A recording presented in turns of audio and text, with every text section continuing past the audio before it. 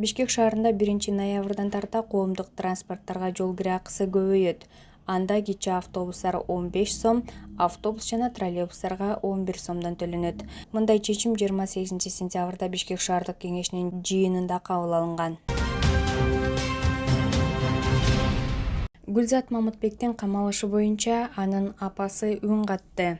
Блогер Гүлзат Мамытбектин апасы Кенжегүл Сыдыкова кызынын камалышы боюнча комментарий берди. Анын айтымында түшүнбөстүк болуп, кызынын кылмышка баруу ниети болгон эмесин айтат. Бул иште ачык эле түшүнбөстүк бар. Биз бардык майда чүйдөсүнө чейин такташыбыз керек. Кандайдыр бир иш-аракетти аткарып жатканда ката кетирбөө дээрлик мүмкүн эмес.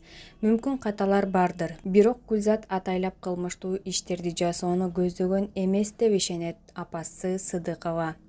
Эске сала кетсек, блогер Гүлзат Мамытбек бир күн мурун Кыргызстанга учуп келип, алдамчылыкка шектелип кармалган. Буга чейин Бишкектин 1-май райондук ички иштер бөлүмүнө 7 адам кайрылып, алардан Гүлзат Мамытбек деген каймана аты менен белгилүү Гүлзат Алымкулова $110,000 алып кеткен айтылган.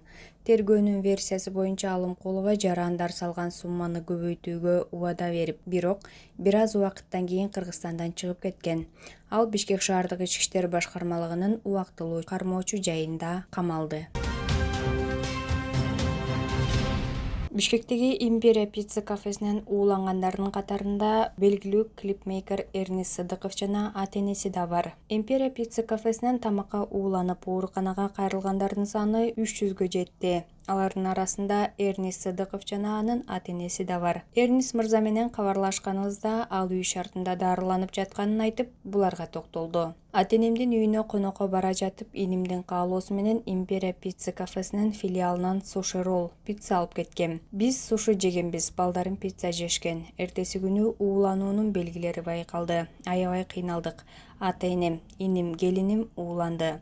Балдарым эч нерсе болгон жок. Сушиден ууландык го деп калдым. Тез жардам кызматын чакыртып, үй шартында дарыланууну чечтик. 5 күн жаттык, азыр жакшы болуп калдык. Мекемеге ууландык деп кайрылсам, дөмүрчөк сурады. Мен аны ошол жака калтырып кеткенимди айттым. Эч нерсе дешкен жок, кайра кайрылган жокмун дейт ал. Эскерте кетсек, Бишкекте 23-октябрдан 24-октябрга караган түнү 12 адам жугуштуу оорулар ооруканасына кайрылган.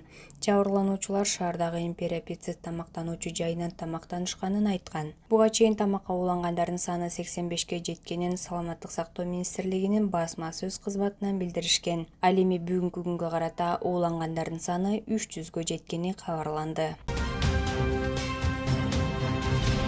Социалдык тармактарда орусиялык блогер жана футболчу Даниил Крапивниковдун кыргыздын улуттук баш кийими болгон калпакты тепкен видеосу тараган. Видеодо блогер эшиктен кирип келип, манекендеги калпакты тепкен. Бул видео учурда кызуу талкууга алынып, интернет колдонуучулары Крапивниковдон калпакты колуна алып, кыргыз элинен кечирим сурашын талап кылышууда. Өз кезегинде Даниил Крапивников социалдык тармактагы баракчасы аркылуу видео кайрылуу жасады. Анда ал калпак Кыргыз өлкөсүнүн улуттук баш кийими экендигин билбегендигин айтат. Урматтуу Кыргыз өлкөсүнүн жарандары, жийиркеничтүү ишим үчүн чын жүрөктөн кечирим сурайм. Сиздердин улуттук баш кийимиңиз экенин билбегендиктен ушундай кылдым. Мен билем, бул мени актабайт. Бирок мен бардык кыргыз элин абдан сыйлайм. Бул эч качан кайталанбайт деп убада берем. Дагы бир жолу сиздерден чын жүрөктөн кечирим сурайм деп кайрылуу жасайт Крапивников.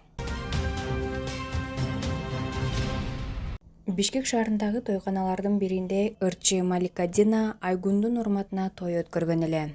Ырчы дал ушул күнү 6 жыл сыр каткан кызынын чыныгы атасы менен тааныштырды. Экөөбүз жакшы мамиледебиз. Биздин ортобузду кызыбыздан башка эч нерсе байланыштырбайт. Ата-энелердин мамилеси өсүп келе жаткан өспүрүмдөргө таасир этет.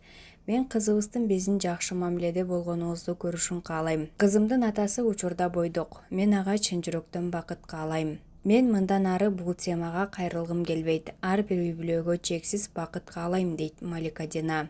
Ошондой эле мындан 7 жыл мурун тарткан клибинин үзүндүлөрүн чыгарып, бул ыр баштан аяк менин жашоомду баяндайт, дейт. Көпкө созулган жана жан дүйнөнү ооруткан окуя. Сүйгөн жүрөктөргө кайрыларым.